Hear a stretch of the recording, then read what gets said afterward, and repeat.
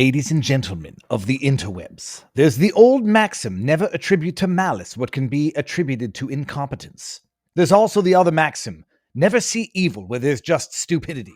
But occasionally those overlap, and you can see both stupidity and the face of evil, and that person's name is Chuck Schumer. Behold this throwback to the past. You take on the intelligence community, they have 6 ways from Sunday at getting back at you. So even for a practical, supposedly hard-nosed businessman, he's being really dumb to do this. What do you think the intelligence community would do if they were motivated? I don't know, but from what I am told, they are very upset with how he has treated them and talked about them. I don't know what they might do. Maybe they'll try to change the laws and then put him in jail. Maybe they'll try to bankrupt him. And who knows? Maybe they'll have a Pac-Man perimeter at Butler, Pennsylvania, and try to take his life after having tried to take his money and his freedom. And we need the intelligence community. We don't know what's going on. Look at the Russian hacking.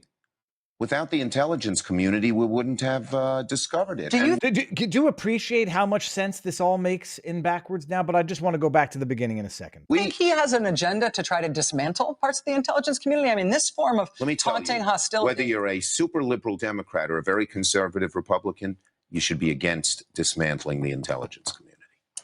The way he touches his face. I look at this man and I actually see calculated evil. But just remind everybody. Take on the intelligence community. They have 6 ways from Sunday at getting back at you. Getting back at you. You know, there's another expression in the industry. When fundraising goes dry, throw a brick through your window and claim to be a victim. Well, if you haven't heard the news, let me bring up this tweet from evil man who puts cheese on an uncooked burger, Chuck Schumer, yesterday saying, "Oh my goodness, someone threw a brick through my window and now I need to fundraise off of it. Senator Chuck Schumer." I am going to get in trouble. You know, I can do a much better Bernie Sanders. I was talking Bernie. This is Bernie. When I talk like Chuck Schumer, I sound pretty bad as well. This morning, I was informed by law enforcement entities, throughout New York of multiple bomb threats that were made in my offices in Rochester, Binghamton, and Long Island with the email subject line, MAGA. I'm sorry, this just reeks of MAGA country, a la Jussie Smollett.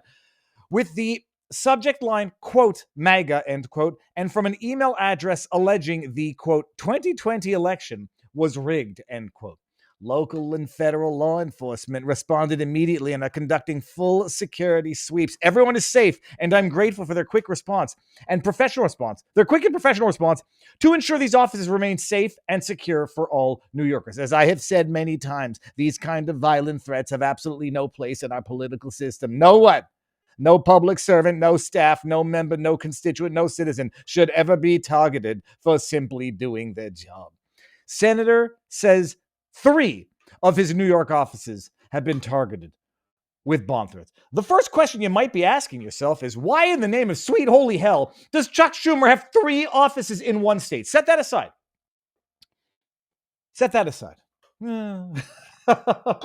Chuck Schumer, the man who knows all of the dirtiest plays in the playbook, the man who knows that intelligence has 6 ways from Sunday to get back at you if you do something they don't like, the man who knows that you put raw cheese on a raw burger patty because that's what the Satan devil overlord himself would do, also knows the oldest trick in the book: throw a brick through your own window and claim to be a victim. For those of you who don't know, and this is why I say, don't do violence, don't do stupid things, because it gives the cretin of the earth the moral justification to say that they are the victims now. Do I believe this? I believe this based on the evidence right now, about as much as I believe Jussie Smollett was attacked by 2 MAGA-wearing white men wearing MAGA hats in Chicago during a snow blizzard. This is from the AP, Associated Press. Or as I like to call it, American propaganda. That's pretty good, actually. Schumer says 3 of his New York offices were targeted with bomb threats.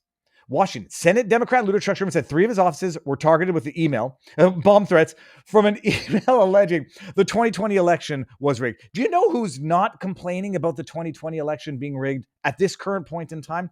Pretty much most Republicans. It was rigged. Let's just agree on that. It was. Depending on how and when and through what methods it was rigged. It was rigged.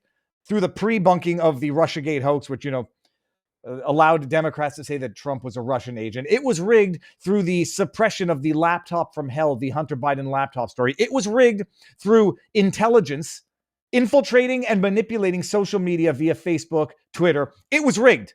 Was it the servers in Germany and the ghost of Hugo Chavez? I don't think so. But it was rigged based on the suppression of the Hunter Biden laptop story in and of itself. It was rigged based on indefinite confinement because of COVID. It was rigged. Do you know who's not complaining about it right now? Republicans.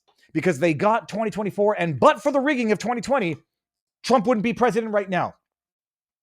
So nobody's really complaining about that. In fact, many people are probably celebrating it, saying it was some sort of divine plan to have Trump lose 2020 so that he can come back in 2024, 2025, and really stir shit up. There's still time for that.